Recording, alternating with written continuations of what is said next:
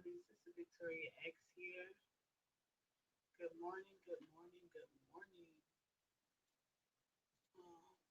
It's been a morning, y'all. And look at that. Again, y'all can't hear me. Lord have mercy. We're going to make sure the mute button is not on this morning. Because yesterday, my mute button was on. And this is just our regular thing, y'all. So this morning, oh, look at my skin kind of popping a little bit. Okay. Let me fix this. Okay, that's cool. If y'all don't mind, I'm gonna put on a little chapstick here this morning. Mm-mm. So I actually probably need a little lotion here this morning on my hands. My skin looking pretty good, but my hands looking dry. Skin looking good, but my hands looking dry. So you guys already know that we're about to go ahead and get into our reading for today. So that's how we like to start our day.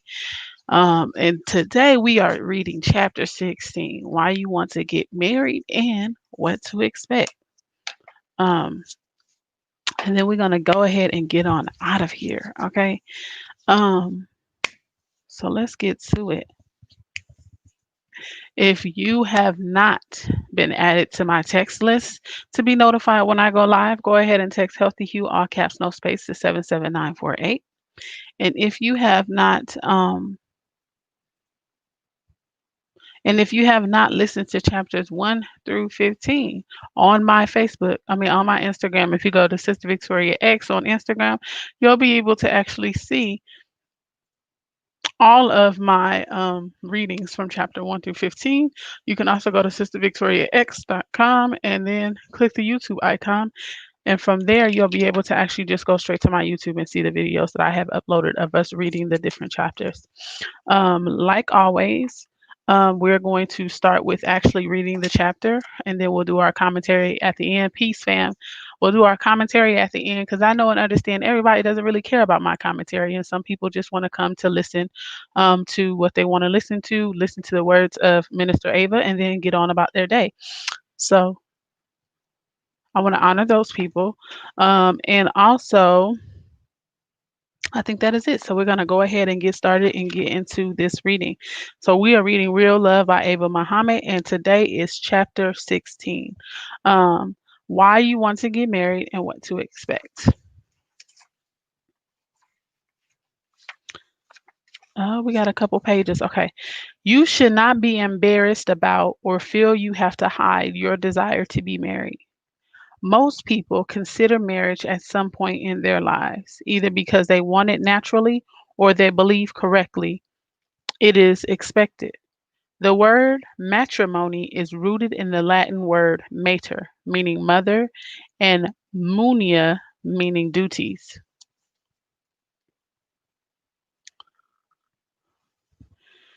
There is no question that women are by nature more inclined toward a permanent relationship with one person. Women are born with an innate desire to find security and stability in a relationship because they have the power to conceive, carry, and bring life into existence. But at a certain stage in his development, a man wants a particular woman to help him meet his goals in life, including having children. We all want to love. We all want love to be the reason for our marriage. Yes, the woman wants financial security, romance, and a beautiful home, acceptance in society, and motherhood. She wants her husband to be successful in some respectful field of endeavor so she can be proud of him. The man wants comfort and consolation. He wants sexual gratification, and he wants a caretaker for his children. Hmm. He wants a wife who is physically attractive so that other men will admire him, but he wants her to be modest and dignified at the same time. But both men and women want to be in love with their spouse. However, there is an illusion here.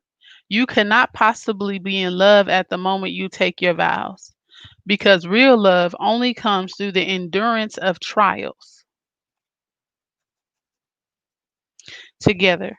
So at the time of marriage, when you say I do, you are merely making a statement of intention. because you have not done anything yet. Real love transcends the personal interests of each partner. It can only be found between two people who are moving together on a spiritual plane. Both must be on the elevated level of consciousness so that both give selflessly and completely to the relationship. A mistaken belief many people hold is that love just happens. Real love is not some lucky break.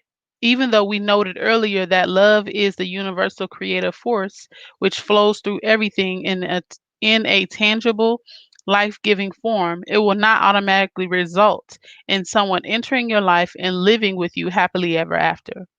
Without divine guidance and direction, all your efforts to find the right man or woman, then experience fulfillment, will fail. The educational systems in America do not teach us to identify and care for our spiritual and emotional needs, even though we have classes on hygiene and health for the physical body. When we reach a certain age and our hormones change, we are confused over the passionate feelings we have for the so called opposite sex, and we just go with the flow. It goes without saying that we are wrong when we identify these feelings as love.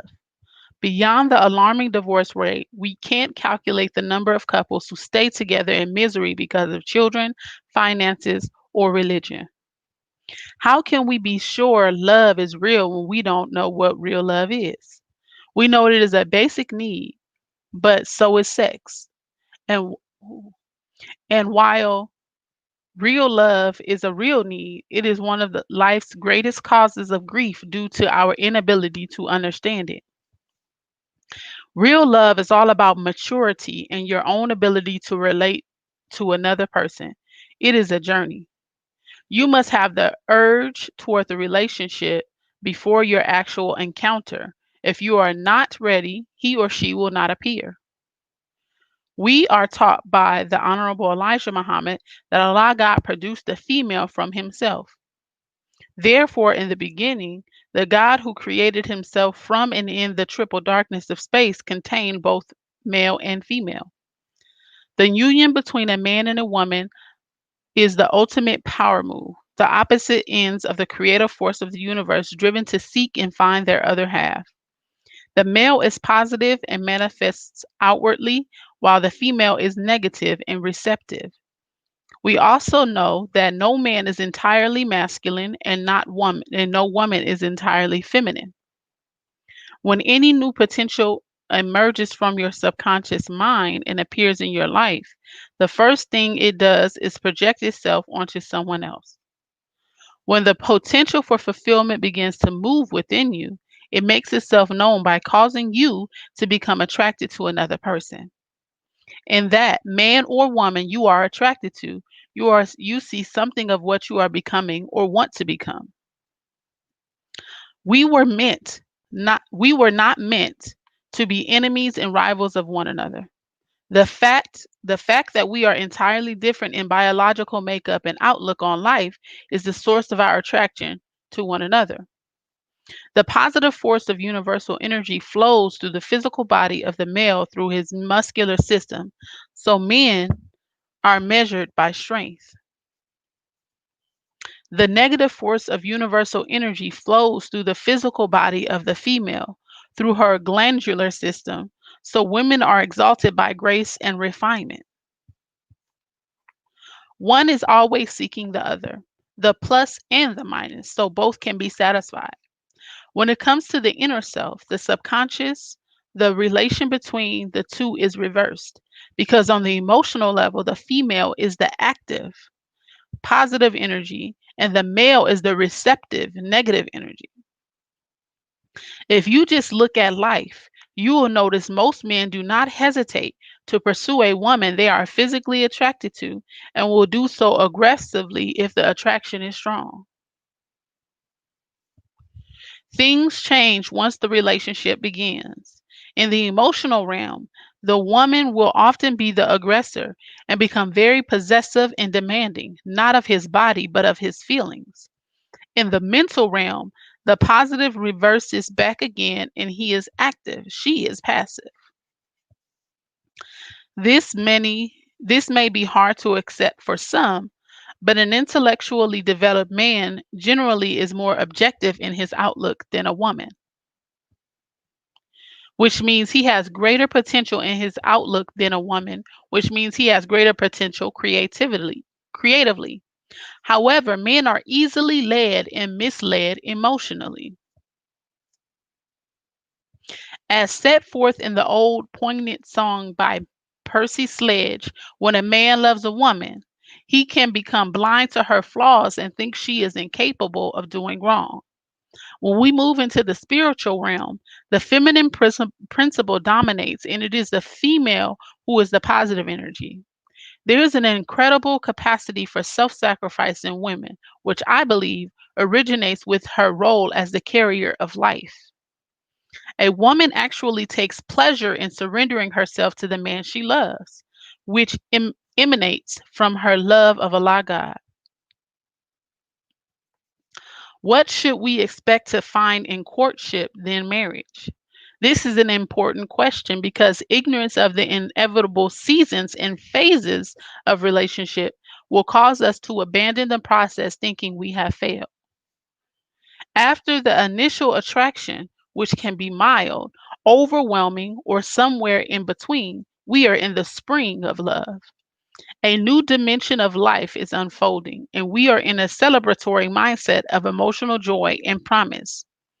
We are in something of a dream state of having fallen in love, enchanted by the image of the other, but the reality of the person has not yet become visible.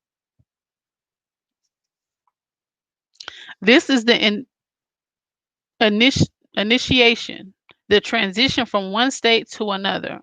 But the deeper levels of the experience are yet to come. They may never come. The magnetic field surrounding this planet is everywhere, flowing and circulating in and out of our bodies. This energy is neutral, but once it makes contact with us, it takes on the character of our personal vibrations. Under certain conditions, this magnetism causes us to attract and be attracted to another person. If this first contact is followed by more contact, the two people will become so magnetized it produces a state of euphoria. This is not yet real love. It is an electrical phenomenon with potential to become love. It is so powerful, however, that most of us interpret it as the highest expression of love, when in fact it is the most and short-lived, primitive and short-lived. It is electrical, like lightning. It can end as suddenly and unexpectedly as it begins. It has nothing to do with thoughts and feelings. It is strictly the power of attraction. Now, this magnetic attraction can last for days, weeks, months, or even years. But once it wears off, you become disoriented and try to understand when and how the love stopped. In truth, there was no love in the first place. It was passion, feelings which consume you and sweep you into action and have nothing to do with real love. You already know there is a great difference between sexual and emotional attraction. The unique trait of the sexual impulse is that it diminishes once it is satisfied. It is the same primitive need as hunger. You know how unappealing food is when you just ate. Fulfillment of the emotional urge generates a desire to be with the one who fulfills you. In the next phase, if you make it, everything is still pleasurable, but a vague feeling of doubt and suspicion begins to set in. Is this too good to be true? Something must be wrong. It cannot be perfect. There is something that has to be discovered and dealt with. Everyone has a dark side, a shadow to the personality, but in demanding honesty and being honest, we can establish a deeper emotional bond at this point. Otherwise, this is where the seeds of betrayal are planted. Every relationship undergoes a period of dissatisfaction and depression. You have a feeling of being disappointed and let down or deceived. In truth, It is you who have deceived yourself because you had unrealistic expectations and you ignored all the signs Allah God showed you concerning the downside of the man or woman you were so enchanted with. We are taught that dissatisfaction brings about a change. In this instance, it can lead to resentment and the end of the relationship, or it can lead to a deeper examination and analysis of the relationship and end any game playing that may have been going on. When we think of betrayal in a marriage, our first thought is adultery. Adultery is the ultimate betrayal, but some degree of betrayal takes place in every marriage at some point. While this experience is extremely painful, it is necessary to growth and maturity, for it awakens you from the dream state of this initial phase. Betrayal doesn't have to be the product of selfishness, it can simply be the end of the product. It can simply be the end of the perfect fantasy person your portrayed you, Lord, person you portrayed during the courtship and manifesting your true self. This, of course, is going to create conflict, but it is totally necessary. You have to find out if your partner loves you, not the fantasy of you and her, or she must find out the same about you. What material are you using to build your love life? Movies, television, friends, the internet? And you don't even emulate the best of these. You follow the worst examples. No wonder you no wonder you typecast your little drama before the marriage even begins. He will mess around. You can count on it. All men are dogs. Just make sure you don't tell her anything. Women can't handle reality. Isn't there a higher source of knowledge? Until you can awaken to your own inner self and drop your charade, your concept of love will remain limited to hormones and fantasies, which will condemn you to a series of short lived encounters. Until you realize it is self-destructive to just go with the flow and learn to accept the need for self-control, you will only know love, an artificial imitation love. This has to be said over and over again. A mutual sexual attraction is organic. It is not even personal. Each one is using the other for self-satisfaction. If you are really in love with someone, you are willing to look at all their defects. If you shut your eyes to their flaws, you are shutting your eyes to their needs. Another form of union occurs when two people learn to enjoy something together independently of sex. They can both respond with joy and appreciation for music, art, a beautiful sunset, and above all, the love of the Creator. There is also the meeting of the minds, when both see eye to eye with ideas that are created, each giving to the other sparks of energy as their thoughts are communicated to one another. This will cause each one to experience an increase in creativity as the insight of one flows to the other. This form of union between male and female is independent of sexual attraction, but grows from the difference in male and female. This is the attraction of the mind, where ideas are fertilized by the union of thoughts. If you can get past the crisis, which comes when you awaken from the unreal dreams and expectations you had, the relationship will start to crystallize into something solid and real. Shallow marriages crumble in the face of truth, but real love is indestructible. Real love is a commitment and it endures through conflict, resentment, betrayal, separation, disappointment, and despair. Love is even willing to give the loved one up if necessary. It is not about romance and walking away when the heat of passion simmers down. It is actually the outward manifestation of the inner journey toward a commitment to your God and yourself. So that is the conclusion of the reading for chapter 16, why you want to get married and what to expect. And so we're going to slide on over into the commentary portion of our reading. If you are if you heard something of value, please share this live. Also, if you have not listened to the other chapters, click the link in my bio or go to sistervictoriax.com and click the YouTube icon, and you'll be able to listen to the rest of the chapters. If you're on Instagram, go ahead and click my series, and it's all read-alongs 1 through 15, and share this so some more people can follow me. Okay, so I wanted to start here. Normally I go back to the beginning, and as I'm reading, I mark down points that I want to hit in the commentary. But I'm actually going to stop. I'm going to start at the very end, right? At the very end, she says, "Real love is a commitment, and it endures through conflict, resentment, betrayal, separation, disappointment, and despair."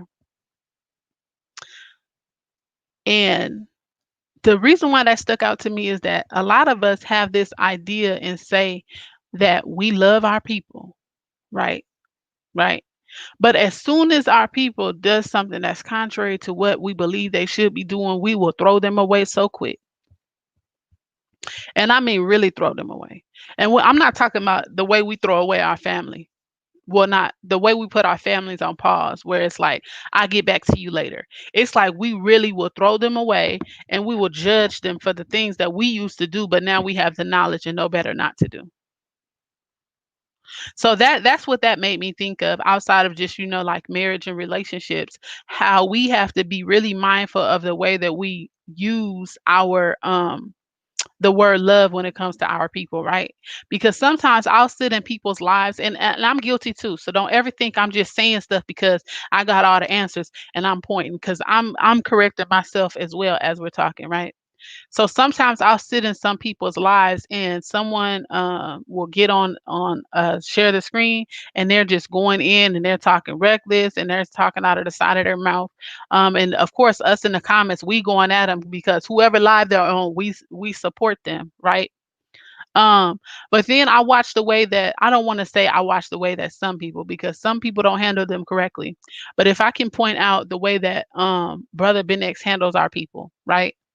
We be in the comments going in on people literally that be trying to fake attack our brother, or be trying to act like they want additional information, but they just want to try to prove his points wrong or whatever. But the way that he handles our people in relation to being patient, being kind, not returning the type of energy that they give him, that's a true display of love, because you can see that you can see that he's not giving up. What does she say? When there's a sense of disappointment, he doesn't run. You know what I mean? There's a true commitment there in the actuality of just trying to figure out what is the core reason that this person is struggling. Hey, Chuno, what is the core reason why this person feels the need to react and be out in public this way, right? And so we have to be very mindful about how we treat the people that we love, because love is long suffering. So if we are not, I don't know what's going on, y'all, and I ain't got no water. So if we are not truly to be long suffering when it comes, we ain't talking about no physical, emotional abuse. I mean, at least that's not what I'm talking about. I ain't got there yet to be able to say you suffer that, or I don't know what that is. But we're talking about just in day-to-day conversation, day-to-day interaction. If we are not willing to be long suffering, then please let these people go so that they can find the person that they're really meant to be with. Stop wasting people's time talking about you love them, spending this time with them when you know you have a history of running as soon as it get hard. When you know you have a history of running as soon as something doesn't go your way.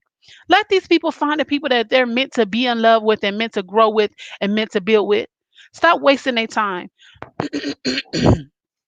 And maybe you're the lesson, but don't overstay your welcome. I don't know what's going on, y'all. I literally have no water around me, and that's kind of upsetting. But we're gonna move right along. So, if you would like to get an update or notified when I go live, go ahead and text Healthy Hugh, all caps, no space, to 77948, and share this live out to somebody that you know can benefit. So I'm gonna scroll through. I'm gonna do a little roll call for my regulars. I am Ramadan DAP. Brother Ken is in the building. Sister Carletta, as always. Sister Nadia, thank you all for joining. Asia X, Brother D4X, always in the building, supporting and sharing.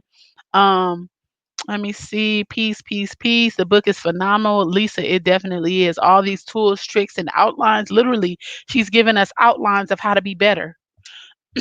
Solution based reading. Sister Deja Bates in the building. She loves wellness. Hey, girl. Bro Daniel. Supreme. Hey, Sister Shalon.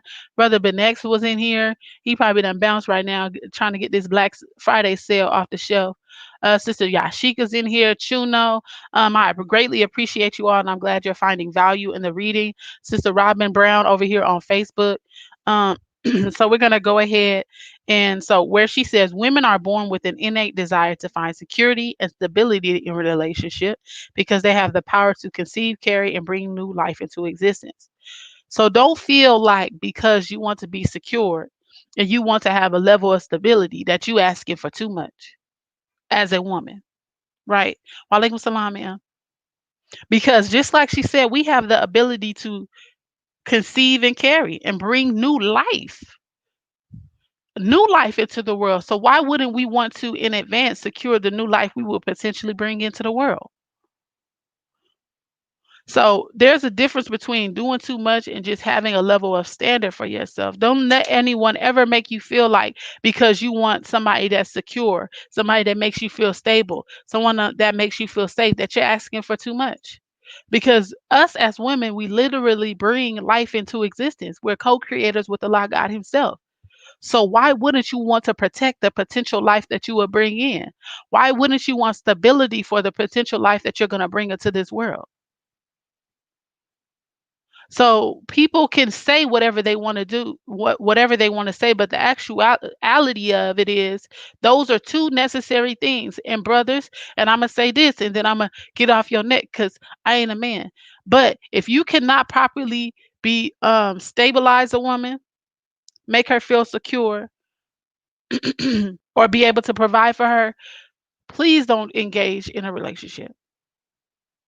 Because us as women, we will go down with you, brother, to a certain, and it's not healthy, but we will definitely go down with you.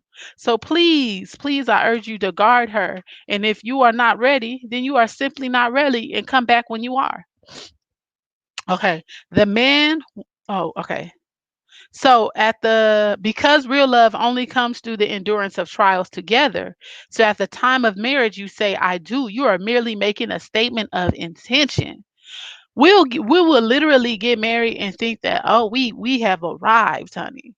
And we think everything's gonna go up from there. We think that there is no love sweeter than this, when that's just when the work gets started. Marriage is just simply a way of sharing with the world your intention to become one. Because at the moment of marriage, we are not one. We are striving to become one. And I believe that is something Minister Nori said. We are striving to become when we're married. We're not automatic. We don't just automatically like sync up like glue. We don't automatically become one. And that is part of the problem that we often see in our marriages because we already think we've arrived when we're supposed to be striving to arrive.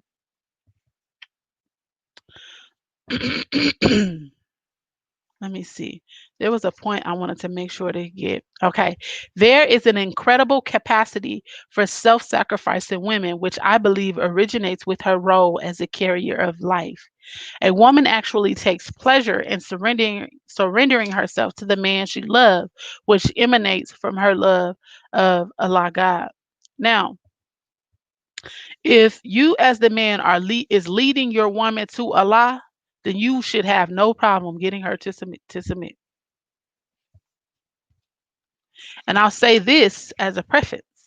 Some of us are just too stubborn to submit. And I'm working on it. But it, as it says just right here, A woman actually takes pleasure in surrendering herself. And so sometimes as women, we have to have that hard and truthful conversation with ourselves and figure out why we are fighting to not submit. What happened to us? What happened in us? And what is going on in our minds and in our beings that's literally fighting the idea of submitting, especially when you know that your partner is worthy. Those are the kind of conversations that you really have to have with yourself. Because, like we discussed yesterday, alone time is the best time to figure out who you are and learn more about yourself. So, those are the type of conversations that we need to be having when we're having our alone time. We are taught that dissatisfaction brings about change, right? So I challenge you to figure out what areas in your life that you're dissatisfied. And sorry for pausing Instagram. My battery's on low, so I'm trying to gauge how much time we really have together. Um, but we are taught that dissatisfaction brings about change. And I want to, do you feel as though that means we have a problem submitting to Allah if we have a hard time submitting to our men?